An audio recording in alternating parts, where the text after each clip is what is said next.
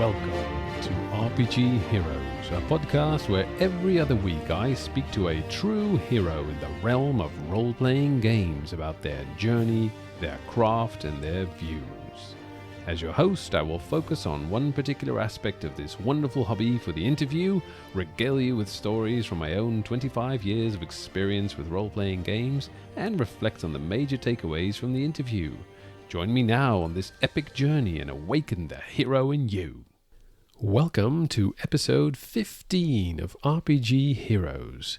Today's topic is online conventions, and today we're going to talk to Mark Palmer, who is one of the organizers of the AlbaCon online RPG convention. Because of the nature of AlbaCon being tied into a charity, we're also going to have a chat about charities in general and how they relate to role-playing games. As mentioned in the previous episode, I was actually part of, well, I shouldn't say that. I was going to be part of an online convention for the first time in my life very recently. I was going to run a game of Cyberpunk 2020 for this particular convention, but sadly life got in the way and I had to disappoint my players and pull out. Luckily though, because this was an online convention and pickup games were being organized through Discord, some of the players I'm sure got into some kind of fun regardless, which is one of the big upsides of an online convention. It's very easy to get organized and get people together. But more about that later. Some quick updates about the podcast. We're over 2,000 downloads now, which is wonderful. I've done another collaboration with the Omegaville podcast crew, and I play a very short role, in one of their advertisements that they run kind of halfway in their episodes. I'm planning to run at least one game at the AlbaCon online RPG convention, which we'll be talking about later in the show. And my plan is to let you guys choose which game I'm going to run. So I'll be posting a poll on Twitter at some point where you guys get to choose which game I'm going to run. And what I will also do then is I will do a short review of that game as a bonus episode. So it's in your hands. But for now, let's dive into our topic. So, online gaming conventions. Of course, gaming conventions are something that you'll come across quite quickly when you start reading or listening to shows about role-playing games. Conventions are a wonderful way for the community around these games to get together, play some games, get to know each other, also network if you're looking for work in this particular sphere, as we've heard on previous episodes. If you're curious about that, of course, check those out. One of which is the interview with Amanda Hammond. These games conventions are run all across the globe, mostly focusing, of course, where the larger gaming demographics live. The United States has plenty of gaming conventions, the most famous of which would be Gen Con. Of course, there are also quite large conventions in the United Kingdom and all over Europe. Or at least there would be if there wasn't an outbreak of COVID-19 all across the globe. And these conventions, very sadly, have had to close their doors this year because of the COVID-19 crisis. And luckily for us as gamers, a lot of these conventions have decided, okay, well, if we can't do our normal convention activities, then let's at least do something online, which, of course, is the topic of today's episode. Now, myself, I have never actually been to an RPG or games convention in my life, and I was really looking forward to going to a relatively small one in Amsterdam this summer, but for obvious reasons, I cannot. So I thought, well, then at least let me use some of my summer holiday to get into online conventions. And as I mentioned in the intro, I very happily signed up to run a game for the first ever convention that I was going to be a part of, which was the one organized by the Good Friends of Jackson Elias podcast. I have to say that convention, despite my absence, was a great success. Many games were run, and so far what I've seen in the Discord that they have, responses were super positive. So that's just a wonderful thing to have kind of sprung up rather spontaneously. Large convention organizers such as Gen Con have also decided to go online, and in fact you can still sign up for Gen Con games as we speak. And of course I would suggest you do so that you can get some different experience under your belt when it comes to gaming. While a lot of people lament the absence of physical conventions this year, which I can totally understand, I think there are some advantages to these online conventions. Such as, well, Gen Con, for instance, has always been, has been on my calendar for quite a while, and every time that I see it coming by, I think, I would love to go there. I would love to see all that stuff and meet all these people and play the games and go to the panels, but it's so far away because I'm not in the United States.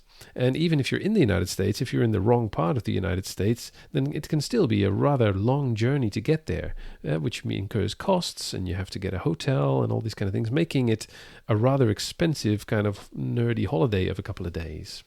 Now with Gen Con being online, I get to actually participate as a Dutch person in Europe, and I can just log on to the games that I sign up to, and I can play them, and then probably go to bed since time slots might be a bit difficult. And, well, for me, there are literally no costs. I already have a computer, I have an internet connection, I have a headset and a microphone. I'm running a podcast. And that's really all I need. And the games that I've seen so far were not that expensive, ranging from $2, I think, to $5 per game. So that's doable. That's not a huge cost when you compare it to flying over to the United States. Another advantage is that, let's say you have trouble walking, right? Maybe because of age or because of disability or any those kind of things. You can just join the convention and enjoy all the things that this convention offers without leaving your comfortable seat or leaving even your house. When it comes to disease, obviously, it's a lot safer. So even without COVID-19, some people are, let's say, worried about hygiene at these events. Well, not to worry. You're in the safety of your own home. So all these things make for a low cost and low effort kind of experience, which can be a lot of fun, I think. Another advantage of all this is that the convention itself will draw people that normally wouldn't have been able to go if the convention was a physical one, which means you get more international people interested in your organization and in the games that are being run there, which is wonderful also for the companies that are sponsoring these events and that are trying to get their game across to a larger audience. Flexibility is another matter when it comes to these online conventions. It is really a good thing that now with online gaming, you can have games at time slots that are good for Europeans, ones that are good for people over in Australia and New Zealand or in Africa or in America and all over the world. And that is really, really handy. So the convention can actually go on 24/7 rather than a limited time frame because people don't want to stay awake all night. The game that I'll be running for AlbaCon will definitely be at a time that is okay for me here in Europe, which means that if you want to join from the United States, well, then it might be at a slightly more awkward time. But that's okay, because there will be plenty of other games at times that suit you. The panels are another thing. So if you go to a games convention, well, then often you will want to see certain panels and you want to join certain games, but you can only do one thing at a time. And a lot of these things are run at the same time. Now, with these panels, for instance, you can actually watch a recorded session of the panel later on, and the panels themselves can even be recorded ahead of time. So the people that you need to be on the panel don't need to be at a specific place at a specific time. They can pre-record their stuff and in that way be more easily available for a panel. The only real downside that I can see right now of an online convention versus a physical on-site convention is the social aspect of hanging out and networking. That'll be a little bit more difficult at an online convention because you're not all there all the time. However, what I saw with the convention that was run by the good friends of Jackson Elias, they had a couple of dedicated channels in their Discord for this convention, including social channels where you could just hang out and talk, and not about a specific topic, just to chat and have a laugh. And those were quite actively visited and used. So the social aspect can be there, it just has to be organized really well. So for me personally, I'm looking forward to trying out a few of these online conventions, and I hope next time my real life situation doesn't get in the way. So for those of you listening who were looking forward to playing that game with me, I'm very, very sorry. Now let's talk about online conventions and also about charities and how they can relate to role-playing games with, as I said before, Mark Palmer, co-organizer of AlbaCon. And just a quick apology ahead of time. There is a little bit of lag here and there in the recording, which is something that I wasn't able to fix in post. Welcome to the show, Mark Palmer, one of the organizers of AlbaCon, an online RPG convention for charity.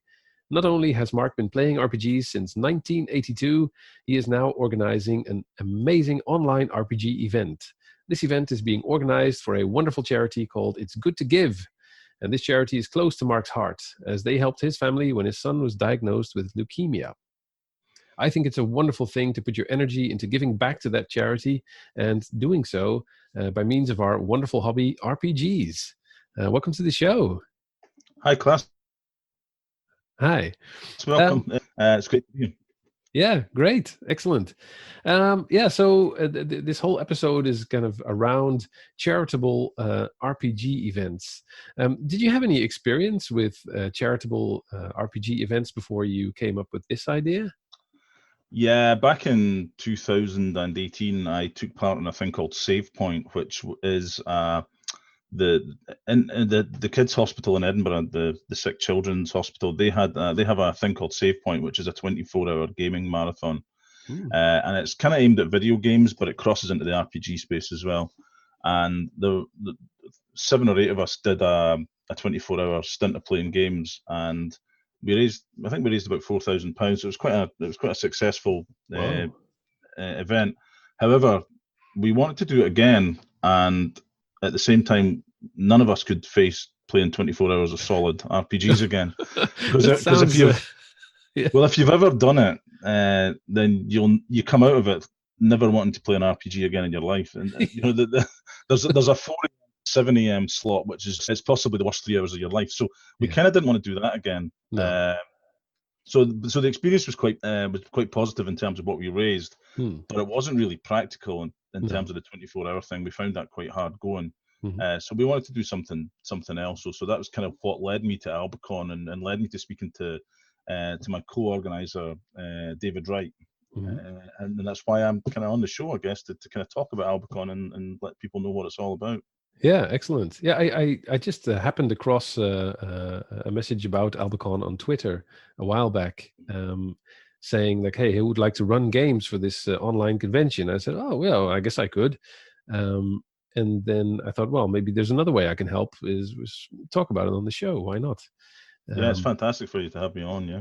Yeah, no worries. And so let's talk a bit more about AlbaCon in more specifically. So what is AlbaCon? Because Alba is, I think it's something related to Scotland, Albion, or yeah. So Alba is it's Gaelic for Scotland.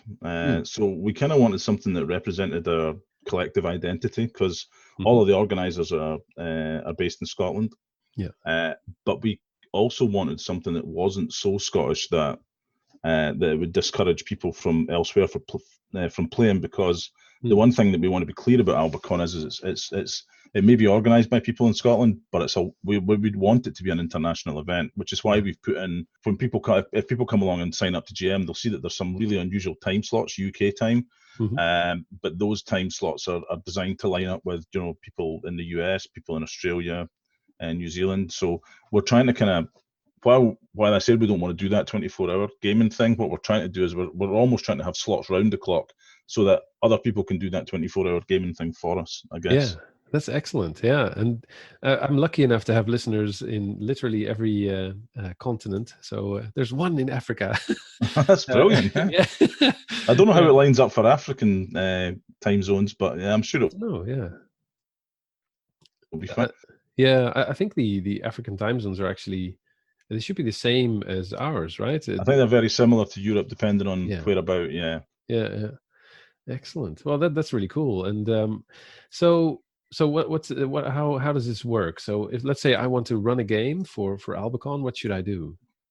So we have a website, albacon.co.uk, Hmm. and we have a GM sign up there, a GM sign up form there. So what you can do is you can come on and you can say, you know, what game you want to run, what time slot you want to run it in, which day you want to run it in, because AlbaCon is a weekend long event. Uh-huh. Um, and and then what we'll do is we're going to collate those. We will put GMs in touch with the players that sign up for the game, so that the player sign up will be kind of further down the line. Yeah. Uh, and we will, a bit like kind of most of these online conventions, the GM will decide want to use Roll20 Fantasy Grounds, and we'll provide a way for them to communicate that with their players, and then Yeah. everybody jumps in and has fun. Yeah. What we're doing is we're looking to charge per game. So Hmm. somebody wants, so the GM won't pay, but the players will. Now we don't know what the price of that will be yet. We've not decided on that. But the aim is to raise as much money as possible for It's Good to Give. So Yeah. you mentioned at the start of the show that It's Good to Give kind of helped my family. My son, when he was 8 years old, he was diagnosed with leukemia. Yeah. He's 12 now, and he's only just finished treatment. So it's a very, very long treatment course for leukemia. Yeah. And throughout that time, It's Good to Give really helped us. Not only do they do practical help on the ward, but they have an amazing retreat called the Ripple Retreat, which is in the Trossachs in Scotland, right on Loch Venacha. It's just a beautiful, calm place to go when you're in the darkest of times. It's just such a beautiful light that they shine into your life with a place like that. You can go and stay Yeah. there for whatever. And we wanted to make sure that we could have it into to one of the organisers, and a charity initially in the first instance it was in Scotland. Hmm. And something that did a charity that did really, really good things. So Yeah. we were delighted to kind of choose It's Good to Give, and they were very, very happy to have to be on board with us. So that was Yeah. great. Excellent. That's so good. And so you said you don't know the price yet for these. So it's going to be per player. Each player pays an Each amount. player, yeah, each player pays. We suspect it might be around the £5 mark. We're not sure. Right. Yeah. Yeah. But each player pays for the game, and the GM doesn't pay. The GM gets in for free. Yeah. It's not an uncommon model. As part of my user research, I've played in a few online conventions recently. So I think I did Ah. DCC Days Online. I did GaryCon, and they used a similar model, Hmm. pay to play. So the only difference for us is that all our money will go to the charity. So that there are no costs in terms of what we're doing. No. So Right. Well, that sounds excellent. And so with AlbaCon, do you have specific games, or is it anything you want to play, basically? it's anything you want to play. So we've already had some kind of unusual submissions, games that I've not heard of. So Made RPG, we've had a submission for. We've had a submission for a system called Aegean. Obviously, we'll expect the usual deluge of kind of 5th edition games. Yeah. I think we've got some kind of Adventurers League stuff planned. So I think, yeah, predominantly there'll be kind of, obviously your usual suspects will show up, but we Yeah. would like to have some kind of unusual games as well. And we've got some great support from Chaosium, who are one of our sponsors. Oh. So we would hope to have a sizable representation for Call of Cthulhu as well. Yeah. Excellent. And when you say Call of Cthulhu, I think, that's kind of adult type game. Is it going to be? Is there going to be an age limit? As a GM, you mark on it. There's a number of options as to what age group the games are suitable for. Yeah. We're talking about putting a lower age limit on games, so we're thinking about 12 plus. Yeah. Because while some people will want to run games for younger kids, we felt that the safety angle of doing that adds some complexity. Yeah. Do we have to sell, a parent and child ticket, for instance? So we felt that the easiest way to do that would be to keep the sort of lower age limit at 12 years old. That's the current thinking anyway. Yeah, no, that's fair enough. Yeah, and also I think it takes very different skills to run a game for children. Like I've done it a few times. It's a challenge. Yeah. Yeah. Especially, I think it probably was less of a challenge 20 years ago, but I think now in the age of mobile phones and stuff, even running for 12, 13-year-olds can be, trying to get them to look up from the phone to participate long enough is quite it's quite an interesting challenge that maybe DMs of yesteryear didn't necessarily have to deal with, Yeah, exactly. Yeah. All right. And so it could be any kind of game you want. That's fine. And do you have to submit your game pitch or something like that, and will it be approved, or is it just basically I sign up as a DM and that's it? Yeah, I mean, on the whole, we would expect that if you sign up to run a game, then that's going to be fine. Obviously, everything comes through to us to look over, and if it was something objectionable or something offensive, then we would politely ask you to try another convention, essentially. But thankfully, we've not. That's not been an issue this far, and hopefully, it won't be an issue going forward. Yeah, I can't imagine that an event like this would attract. How should I put this? People who want to play very niche games that not everybody might appreciate. We do have it. So one of the things we have is we insist on the X card as a minimum for safety. If individual GMs want to use kind of more rigorous safety, but we insist on the X card as a minimum. So with an aim to kind of avoid in contentious situations where people are upset, where people don't enjoy the game because of the way that other players or the GM is conducting themselves. That's something that we really want to avoid. Yeah, I can imagine. Yeah. And what about if I want to be a spectator? Will these games be streamed at all, or? So we're talking about streaming some games. One of the things that we will be doing is we're going to have we've got a separate channel, or a separate channel's not the word, I guess, a separate track of events which are going to be panel events. Okay. Now, we're not sure if they're going to be live streamed, if they're going to be pre-recorded, but we've got some great buy-in from some of our sponsors. I know that Pelgrim Press are going to provide people to kind of come and talk about game design. We have a guy called Daniel Bishop who writes adventures for Dungeon Crawl Classics. So he's very keen to be involved in maybe one of the panels. So we'd expect that the panel take shape, but we would expect that they'll take shape more in the coming weeks. But that will be one track. In terms of streaming the games, I'm not sure how that will work yet. I guess that the individual GM would have to kind of get permission from the other players within the game to stream. But we were looking at some kind of special event as well, where perhaps we had a kind of celebrity game or whatever, which we might stream. But at the moment, we're in kind of early stage discussions about that. Yeah. Okay. Oh, interesting. Okay, so if I would want to, I could, for instance, I'm not familiar with streaming myself. I mean, I use video for these calls, but nobody sees them because I only publish audio. But yeah, because if I would want to, I would just talk to my players and say, "Hey, would you mind?" And then I guess you guys would put the link on your website. Yeah, we would probably go through something like Twitch, a service like Twitch, and we would stream from there. Yeah.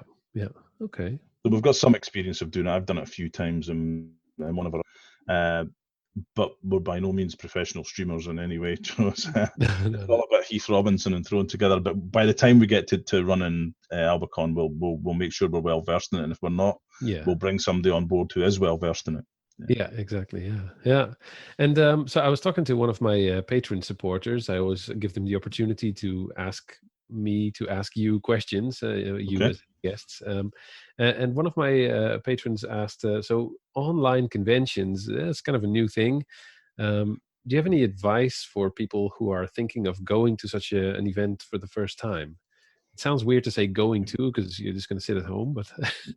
Yeah, it's a kind of strange experience, I guess, if you're used to going to a physical event. If you're used to playing online RPGs anyway through Roll20 or Fantasy Grounds, it's maybe not quite as much of a culture shock. But there is a kind of a strange, awkward 5 minutes, 10 minutes when you're thrown into a room with a whole load of strangers.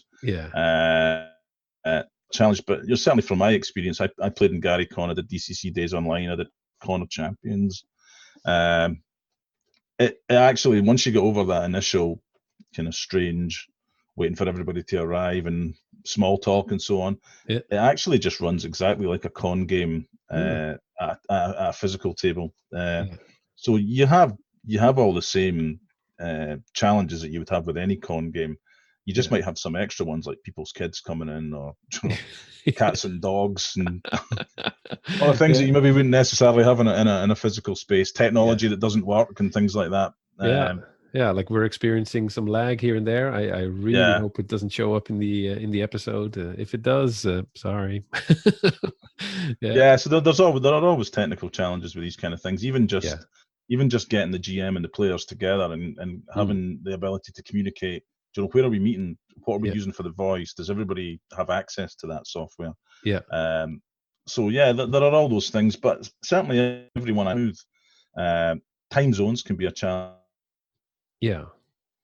So and people seem to get a bit mixed up in terms of what time is what, and people were turning up at games an hour early or an hour late or whatever. But I mean, these are things that we can hopefully learn from other conventions and make sure that we kind of maybe communicate things in a different way or whatever. Yeah, especially time zones, because I interview people. Quite a few are in the United States somewhere, or at least in North America, and then a few here in Europe. And every time that I'm talking to somebody in a different time zone, I try to make double, triple, extra sure that I communicate exactly what time it is. I notice a kind of trend towards people communicating in UTC, which I think is Universal Time something, and I find that's actually quite effective because I don't know what it's like in the Netherlands, but in the UK and in the US we have summertime that knocks things out an hour or whatever. So sometimes you can be especially because exactly what time. Especially because the daylight savings time starts at different dates. Different dates as well. There's like a 2-week overlap between. I know. I've been there. I've died on that. I've died on that beach. It's pretty hard. So I tend to even ask my guest, like, what time is it over there now? That's the best way to do it. So I have guys, and I run a weekly game, or I play in a weekly game at the moment. I'm not the DM for the time being, but we have guys we have a guy in Michigan and we have a guy just outside San Francisco, and March and October are dangerous times because that's when the summertime comes in, and if you get out of line, you can find somebody sitting in a Zoom meeting on their own or coming in an hour late. It's always a challenge. Just that you're already playing for an hour. Hi guys. But online conventions as a general rule are they're just the same as a physical convention, because a physical convention you're kind of using just it's just that there's just that extra level of distance that you. But there are ways to overcome it, and a smile and a kind of a warm welcome from the DM usually helps. That was going to be my next question. What advice would you have for a DM in such a game where you're going to run for people from all over the world? I think I mean, like anything, like any communication you're having, be aware of cultural sensitivities. Probably steer clear of certain topics. Politics is a good one to avoid. And my other tip would be always have a backup plan. So if the technology goes down, always have another way of communicating with people. So one of the things we're doing for AlbaCon, players and GMs may choose to use another platform like Zoom or whatever, but we're going to route everybody into a Discord server. So that if your game voice does go down, then there's somewhere where you can congregate back to and make alternative arrangements. That's handy. It's not having that. Exactly. Okay. And so I'm curious. I see every now and then I see events or I see things going on where the tabletop role-playing game community gives something back or tries to do something with a charity. So of course, in organizing all this, I guess you looked at examples of that. So what sort of things have you seen? Yeah, so I guess we're actually this weekend we've just seen a really big one with D&D Live, where they raise money for comic relief. So things. A lot of my experience is actually at the physical table with these kind of conventions, and I've seen a lot of that can translate to the online space. So I think what you often see in Twitch streams is you see people being able to make donations to change something that happens in the game, and I think that probably needs an experienced DM, or at least a DM that is well bought into the idea of being able to do that, to be able to something that works better for a streamed game where the DM is kind of in on the act rather than allowing that to happen in every game. Other things I've seen is people being able to donate money to re-roll a dice. That's quite a straightforward one. Some of that's a wee bit more challenging to handle for an online charity event, because kind of tying up whether somebody is making that donation, and so that can be a wee bit more technically challenging. But we're looking at ways to see how we do that. D&D Live, they had a whole series of things where people could make donations. So one of the things was that you could play the new Adventures League content that goes with the new adventure, and you did that by making a donation to Comic Relief, or buying a T-shirt from Comic Relief or whatever. And by doing that then allowed you to book a slot at the table. So there are a number of different innovative ways of doing things. But it's a really kind of interesting challenge, online tabletop role-playing games for charity. It's something that will be a bit more now, but I don't think it was necessarily a huge thing a couple of years ago. I think certain physical space events would have charity elements to it, but not in its entirety. All right. Okay. Just to let you know, because this will not be in the episode, obviously, but my webcam is a bit so it's not like there's lightning here, but there's a lot of flashing. It's my webcam keeps getting confused about how dark it or light it is in here, so it keeps mine sometimes auto focuses, so it's not doing it tonight, but sometimes I go in and out of focus all the time. So technical problems. The other day I had somebody saying, "Oh wow, what's the weather like over there?" Thinking it was like the sun keeps going out. It's like somebody's flashing a torch in your face or something. Exactly. So annoying. Anyway, sorry about that. No, it's good. All right. Get back on track. So a convention game. So I've actually never been to a physical convention nor an online one. What's the trick to running a good convention game? Timing. I think a convention game is very different from your long-term campaign. So you usually you have to fit it into a time slot. So you really want to make sure that your adventure has a kind of within that time slot has a good start, a good middle, and a good end, and you have it completed in that time. The other thing is as quickly as possible. So I always tend to make sure that there's a good introductory encounter that breaks the ice and gets everybody rolling dice and everybody kind of working together as a team. And usually it flows quite well after that. Because what you often find is if you put a whole load of people together who are strangers and you put them through a kind of the first half an hour is heavy role play, then people are kind of a wee bit inhibited sometimes by that, I find. So it gets the kind of brings the barriers down. Mostly it's about time, and you want people to have a satisfactory conclusion to the adventure that they're playing in.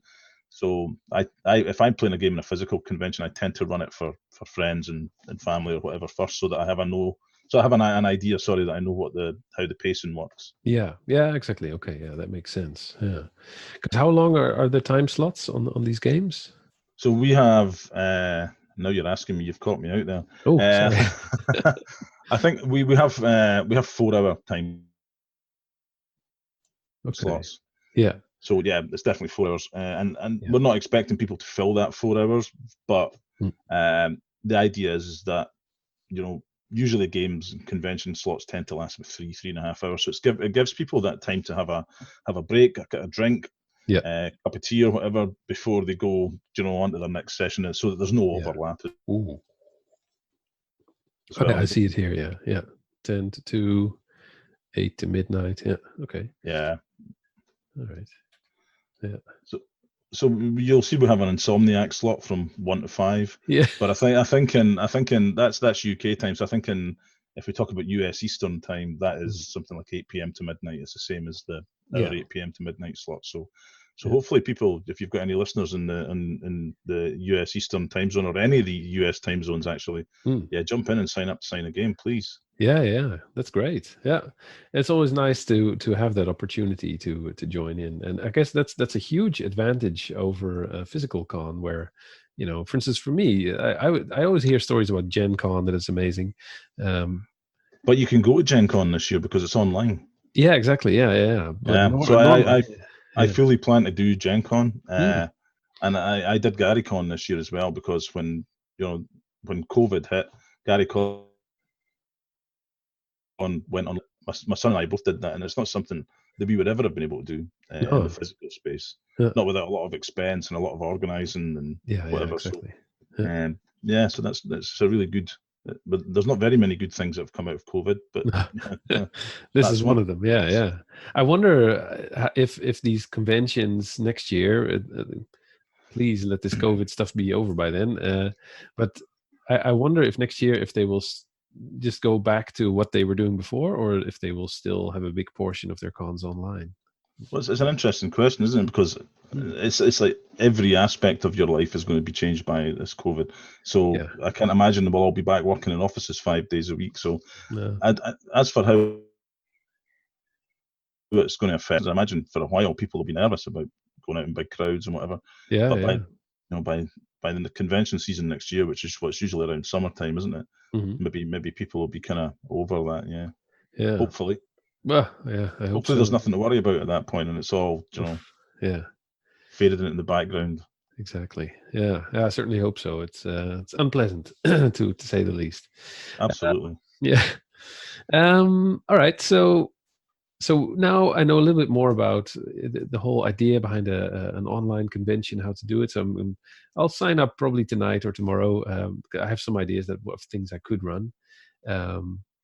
So that'd be fun. So if anybody's listening, if you're looking for a game, you want me to run it, then I guess they see the name of the game master, right?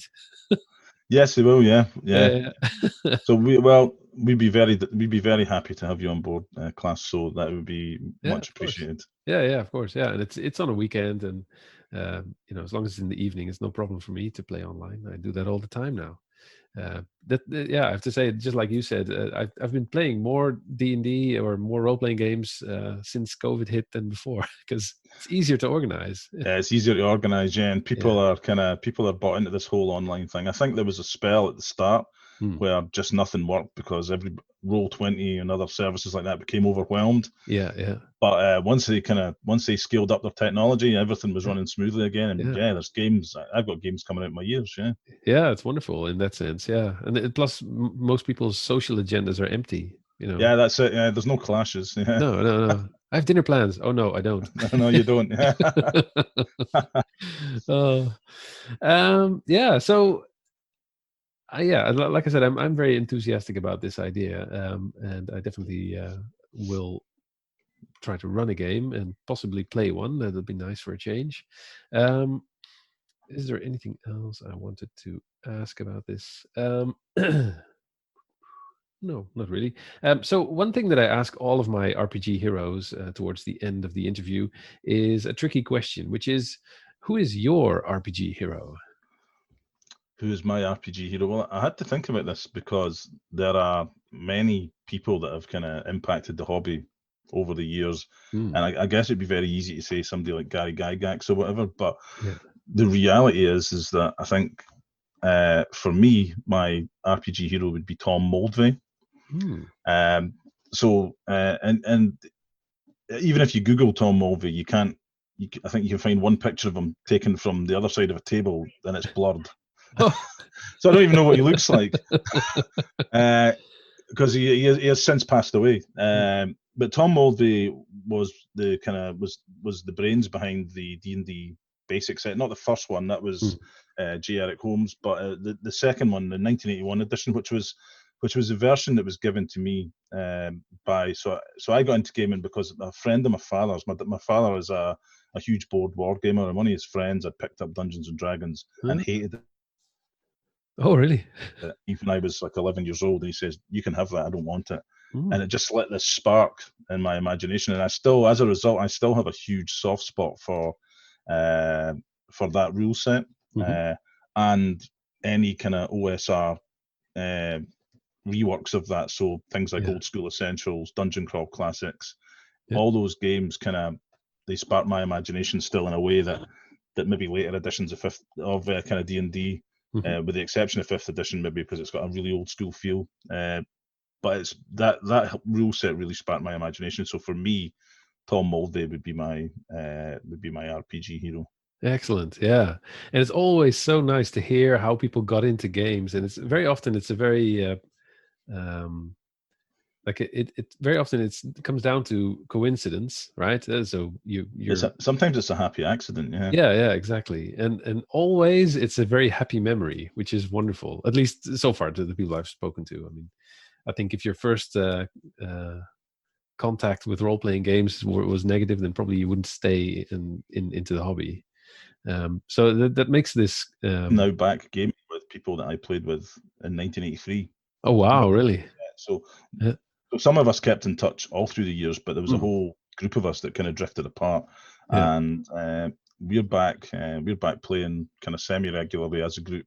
So the guys that I played in a games club with when I was like 13, we're back playing together again. It brings people together, gaming. That's a really powerful thing. Yeah, it does. I totally agree. I think if it wasn't for Dungeons and Dragons, then half my friends that I have now, I wouldn't know them. And just like you, I'm actually still playing pretty regularly with the people that I started playing with in my case 25 years ago. Yeah, it's a real. It brings you together. It's a kind of shared experience, like any shared experience, I guess. Whether you play in a football team or anything like that, it's a thing that brings you together and keeps you together. Yeah, absolutely. Yeah, wonderful. Yeah, I always find it funny when I speak to those friends and my wife is around. She usually says, "I don't understand what you talk about. What is all this?" Because not only do you talk about very specific nerdy things, but also, after so many years, you have kind of a shorthand. D&D guys. Yeah. Yeah. Well, sometimes when I talk to my D&D guys, I don't understand what we're talking about. Exactly. Maybe you're not meant to. I think sometimes it's just, it doesn't have to make sense. It's just the fun of it, and that kind of camaraderie. It's great. Yeah, absolutely. And I think that's a wonderful note to end this particular interview on. So thank you so much for your time. And I hope to see all of my listeners attend or run games at AlbaCon.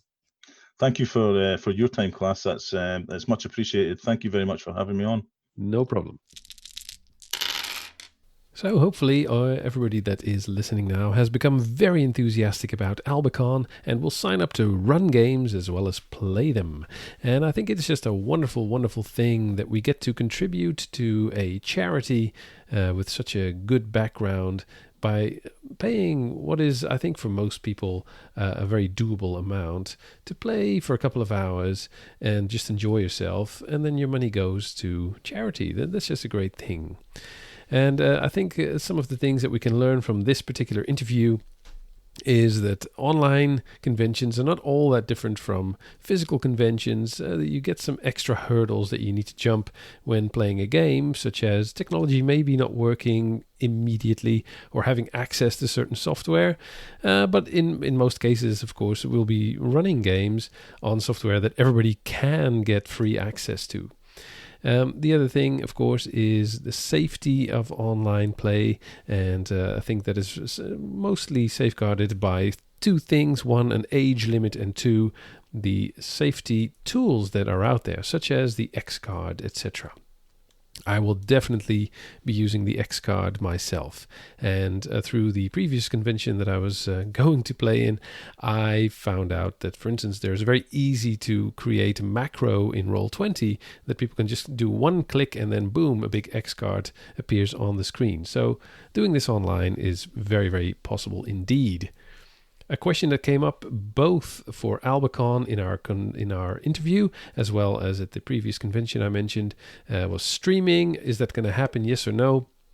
And really, that's up to everybody at the table. But it's a complicated question to ask all of your players at once, hey, do you mind if we stream this?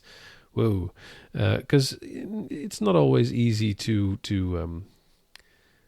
answer that question very quickly. What does it really mean that I'm being streamed? Do I want that to happen? Do I want this game that I'm playing to be publicly available? It can also really depend on your, let's say, the culture surrounding you or your particular job. For instance, me, I'm a teacher and my students have internet access. Do I want them to see a game that I'm playing? Yes or no? Well, that's a question for everybody to answer for themselves.